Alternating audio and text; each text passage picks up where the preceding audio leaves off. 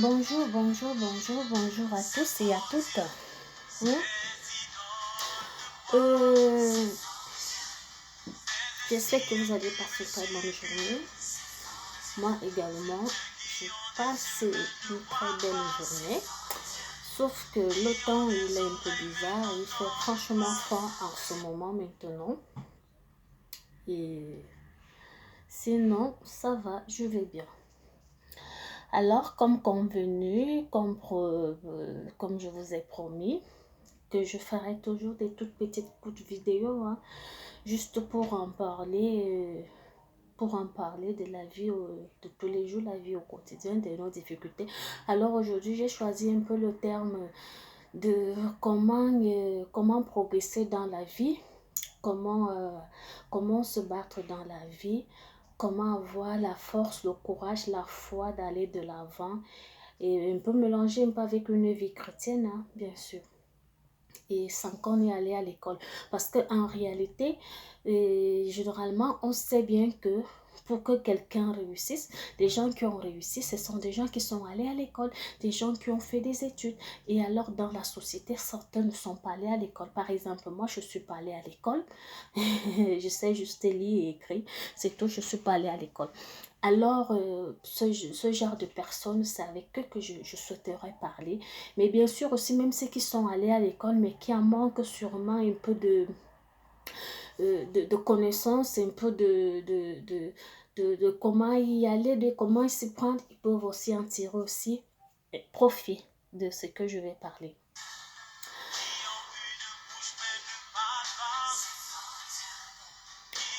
Alors aujourd'hui, je voudrais parler des gens qui ne sont pas allés à l'école.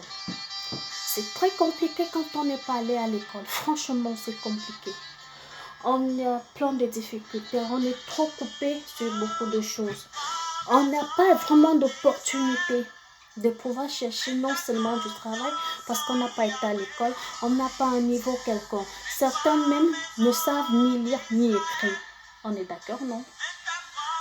Alors, qu'est-ce qu'il faut donc faire pour s'en sortir dans la vie? Alors, je dirais tout simplement que on ne peut pas réussir que parce qu'on est allé à l'école. Oui.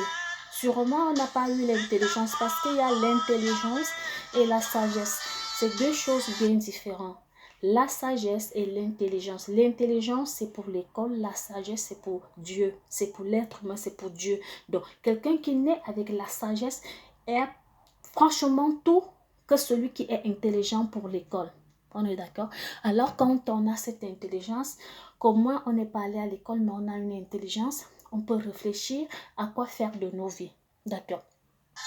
Alors déjà, il ne faut jamais dire je ne peux pas faire, je ne sais pas moi qui peux faire telle chose et pourquoi moi?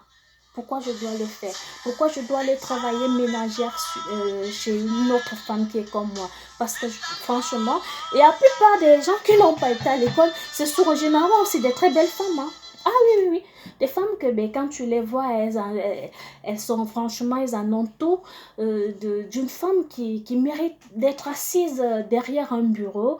Mais malheureusement, il n'y a que cette beauté-là qu'elle a, mais elle n'en a plus rien d'autre de plus. Alors quand on est comme ça, il faut qu'on fasse tout, juste pour vivre.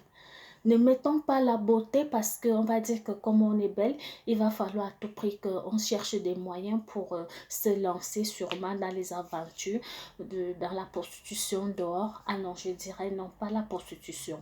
D'accord? Pas la prostitution, pas des aventures. Même pas même pour aller chercher à s'accrocher à un homme parce que lui il est riche. Peut-être tu ne sais pas de sa richesse, d'où vient sa richesse. Alors toi-même tu peux commencer. Même aller faire le ménage chez une femme. Plus vu seulement qu'on te paie ton argent. Et quand tu es quelqu'un d'objectif, si tu as ton petit argent, tu commences à le garder. Une femme doit être, un homme en général doit être économe. Celui-là, que quand il a 50 000, il utilise 30 000. Il essaie d'utiliser 30 000. Au maximum, il essaie de garder au moins 10 000 francs ou 15 000 francs. On se dit, ben, économiser, pourquoi faire? Parce que si tu n'aimes pas rester ménagère, tu ne veux pas passer ton temps parce qu'on sait que c'est de la merde à être ménagère, mais tu essaies d'économiser juste pour que tu fasses, par exemple, un petit commerce. Quel genre de petit commerce? Briser le poisson brisé. Et même si tu commences avec 3 kilos de poisson brisé, il te faut juste les petits trucs qu'il faut. C'est ça qui va te faire commencer à économiser 15 000, 15 000, 15 000. Peut-être si possible, tu vas acheter un truc, peut-être le four à braise, tu viens déposer. Tu achètes le grillage, tu déposes, tu commences à t'acheter les petits plats, tu déposes, ainsi de suite, ainsi de suite. Le jour que tu as encore les 15 000, avec 15 000, waouh, ça te fait l'affaire. Tu vois que si tu as économisé comme ça ne va pas te prendre un an de travail pour commencer à faire le poisson brisé, ou tu as travaillé ménagère chez une femme. Voilà, et quand tu as fini comme ça, tu te lances dans ton propre commerce où tu es propriétaire.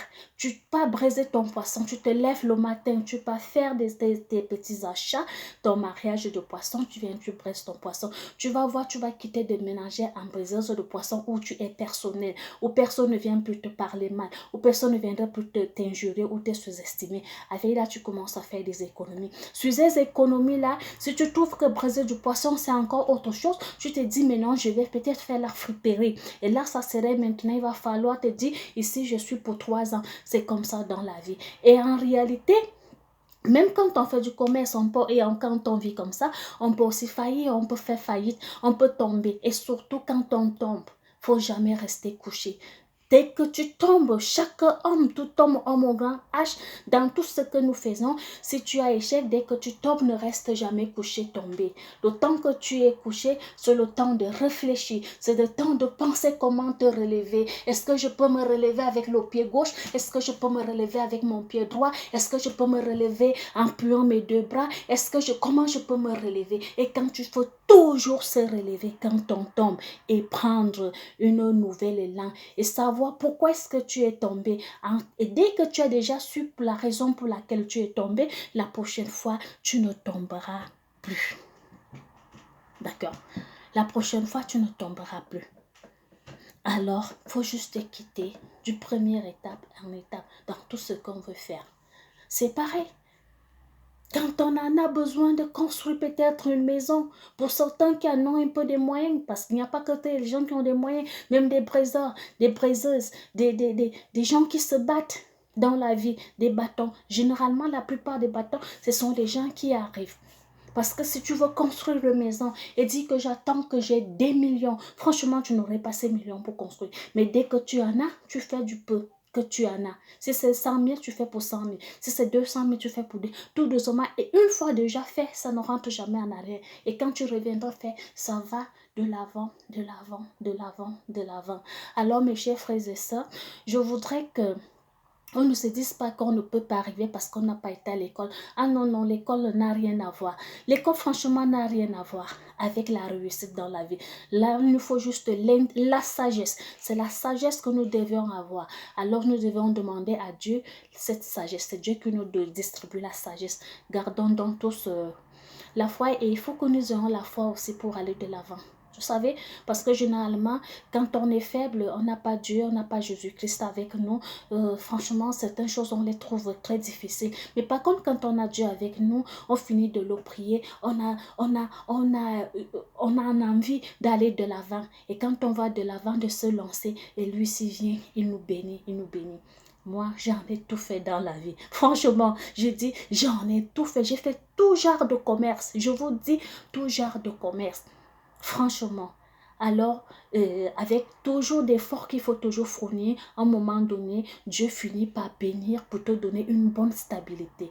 Par ce moyen, soit il vient te bénir, te donne un mari qui va prendre soin de toi, un très bon mari d'ailleurs, si c'est Dieu qui donne, il va te le donner, ou alors une femme qui viendra t'accompagner dans ta douleur, dans tes difficultés, pour mieux t'orienter si tu ne t'en sors pas seul en tant qu'homme.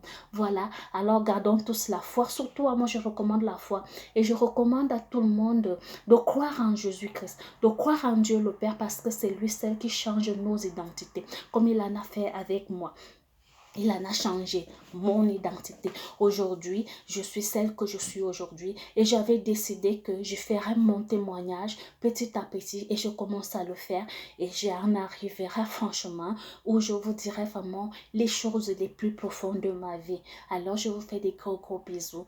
Passez une agréable soirée et je vous dis à très bientôt. Très bon prochainement. Alors bisous à tout le monde et c'est moi, toujours moi, Marie-Michel, et je demanderai à tous ceux qui tomberaient sur ces vidéos de bien vouloir partager s'il vous plaît. Merci d'avance, que Dieu vous bénisse.